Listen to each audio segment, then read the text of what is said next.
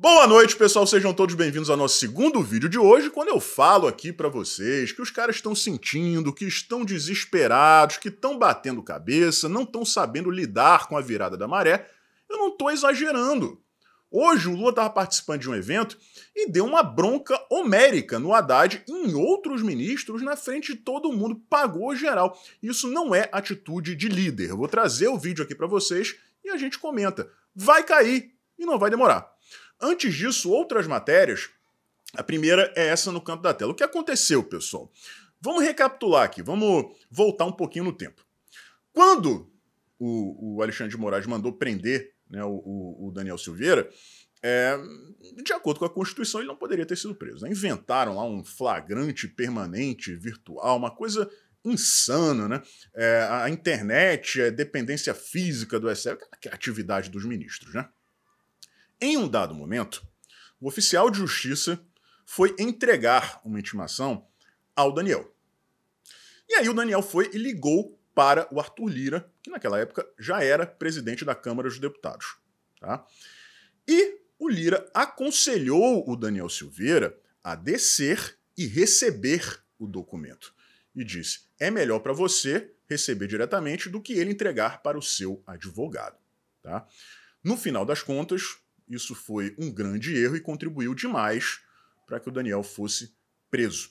Ou seja, o Lira armou para cima do Daniel. Isso não é novidade, tá, galera? Todo mundo sabe que a cabeça do Daniel foi entregue de bandeja para o STF pelo Arthur Lira.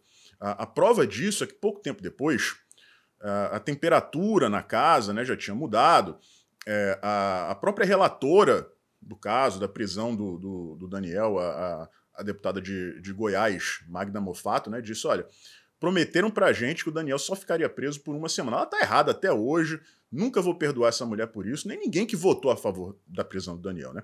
Mas ela queria levar novamente o caso para o plenário, porque aí a situação seria revertida. Como eu disse aqui, já tinha mudado a temperatura. E o Arthur Lira não permitiu, se recusou a pautar a sustação da prisão do Daniel. Então não é novidade que o Lira tenha colocado o Daniel nessa situação. Agora, com um áudio que foi divulgado pelo Oswaldo Eustáquio, com esse áudio, é a comprovação. Né? É a prova ali material de que isso realmente aconteceu. Né? Eu vi algumas pessoas falando assim, não é hora da direita bater no Arthur Lira, agora que ele tá aí, né, tretando com o Lula. E só para deixar claro, eu não tô falando isso aqui em resposta à minha amiga Flávia Ferronato, que também falou isso não, tá? Estão falando isso desde ontem. Minha opinião é diferente. O Arthur Lira não tá nem aí pra direita. Tá? Se a direita mandar rosas pro Arthur Lira, se a direita xingar o Arthur Lira, isso não influencia em nada as decisões dele. O Lira só olha pro próprio umbigo e pro umbigo da patota dele.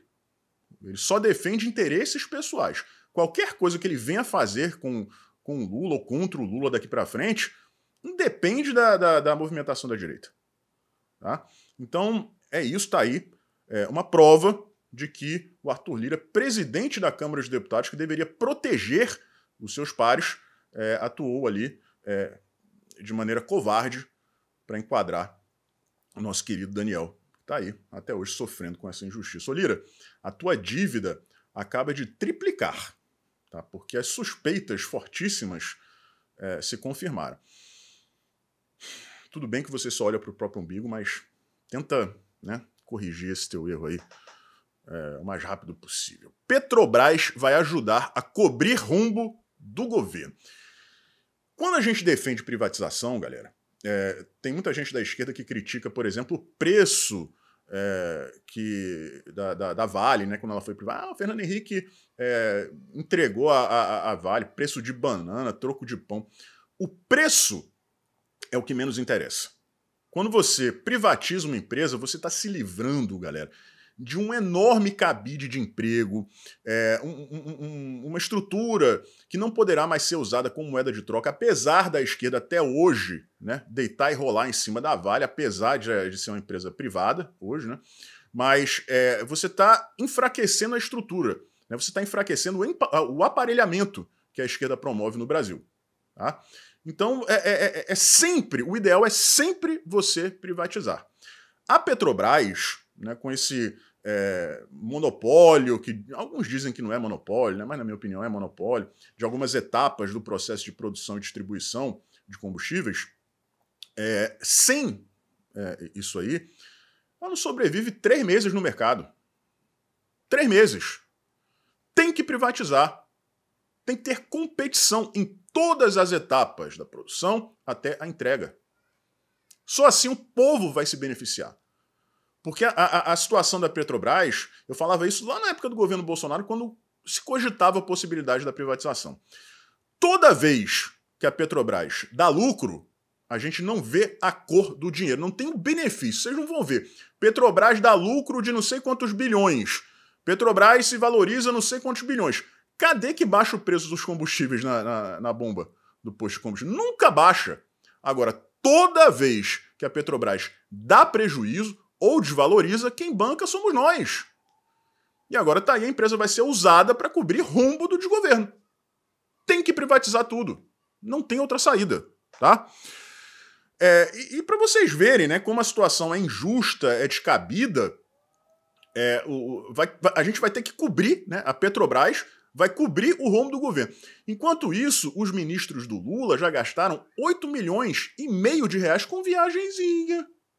O recordista é o Paulo Pimenta, da Secom. Mais de 60 viagens.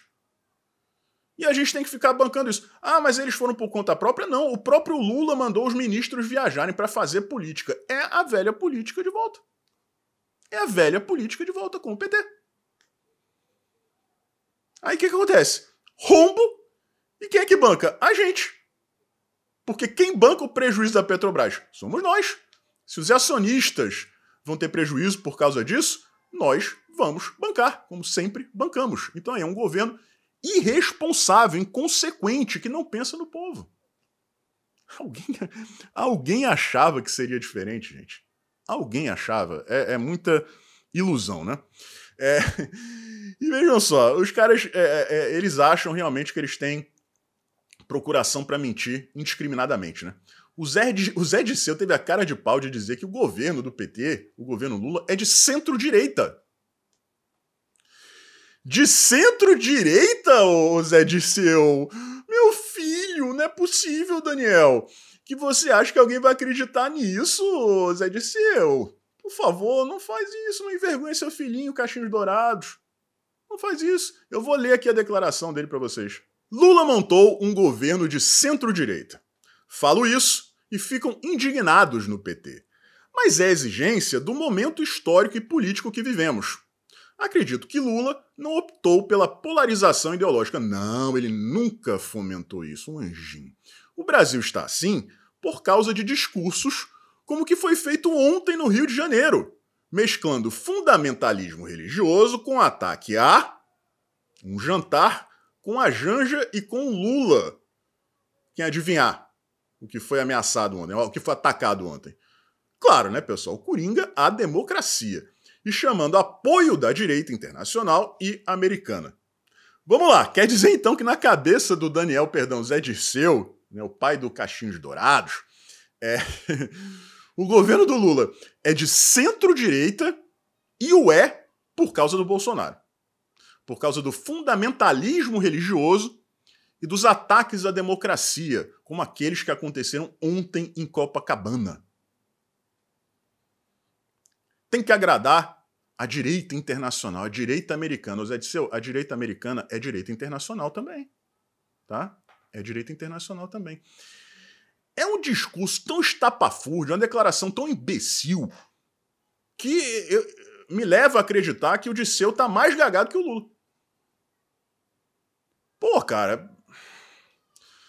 Vamos lá, vamos pular isso aí, porque não dá. Até porque, gente, você ficar discutindo o que terrorista fala, né?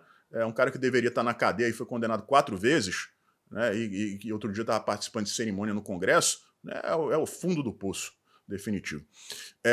Bronca do Lula em seus ministros. Pessoal, eu sou administrador de empresa, tenho pós em gestão empresarial na FGV, então é a minha área, tá? Um esclarecimento aqui para vocês. Um bom líder que se preocupa com a equipe dele, ele elogia publicamente e critica reservadamente. Você nunca coloca os teus subordinados em uma situação como essa. Sai criticando, que nem um maluco, né?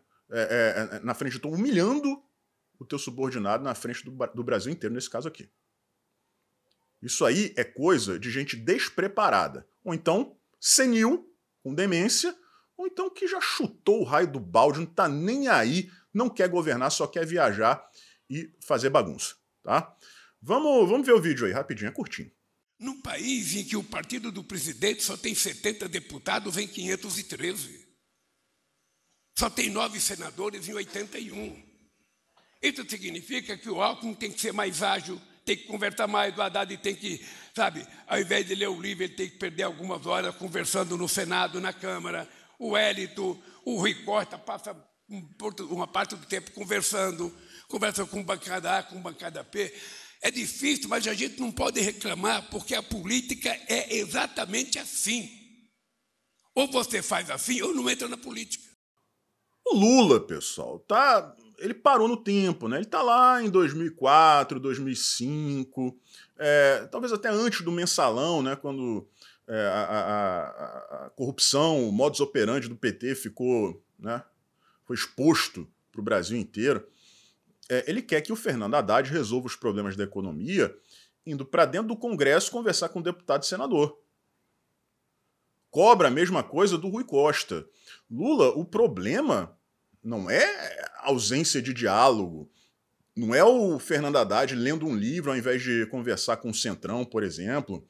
Não tem nada a ver. Teu governo é uma porcaria. O Haddad é uma porcaria. Você está cobrando desempenho de Ferrari dirigindo um Fusca. A culpa não é do Haddad. A culpa é sua que colocou o Haddad lá, que é o incompetente. Isso aí é uma humilhação, pessoal. Não se faz isso com subordinados. Eu lembro uma vez, eu trabalhava numa empresa e uma pessoa tinha feito um procedimento completamente errado, né? Ele tinha trocado dólar canadense por dólar americano ou o contrário, não lembro exatamente, tá? E o gerente dessa pessoa, que na verdade não era nem o meu gerente, tá? Mas trabalhava no mesmo setor, deu um berro, uma bronca nessa pessoa, que o andar inteirinho, ouviu. Inteirinho. Essa pessoa entrou em depressão. Em depressão, porque não podia abrir mão do emprego, não tinha mais clima para continuar trabalhando com esse gerente, e não podia abrir mão do emprego. Não tinha como deixar para lá. Então entrou numa fase terrível. Uma pessoa que já estava passando por dificuldades financeiras e também dentro de casa. Nunca o gerente pediu desculpa. Nunca. E continuou falando mal dessa pessoa reservadamente, mas para terceiros. Não para ela. Isso é postura de gente que não tem caráter, não tem coração, não tem liderança, não tem profissionalismo. E esse é o Lula, né, galera? Esse é o Lula. Dizem que quando você bebe demais, você comete sincericídio, né? Você mostra o seu eu verdadeiro. De repente, o Lula pisou na jaca, na cachaça, né? Antes de participar desse evento aí. Não duvide de nada. O que eu acho mais provável, e eu já venho repetindo isso aqui, tem gente que não leva a sério ainda, infelizmente, é que o Lula está em um estágio talvez mediano de demência. Uma pessoa que não passa mais em um teste cognitivo. E quando a pessoa está com demência, ela perde a noção das coisas, da gravidade do que fala, principalmente. Perde o filtro. Esse é o Lula de hoje, pessoal. Só não vê que não quer. Ah, mas ele sempre foi assim. Desse jeito, não. Desse jeito, ele nunca foi desse jeito. Dessa forma, não. Nunca foi. Tá desmoronando. O castelinho de areia tá desmoronando. O que vai acontecer? Novas eleições?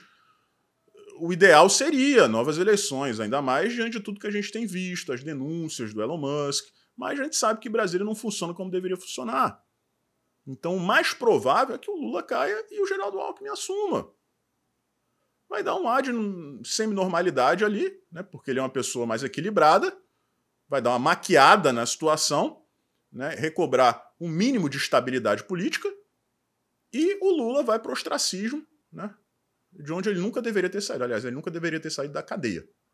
E não vai fazer falta nenhuma, vocês podem ter certeza, que ninguém que está lá dentro tolera mais escutar a voz do Lula.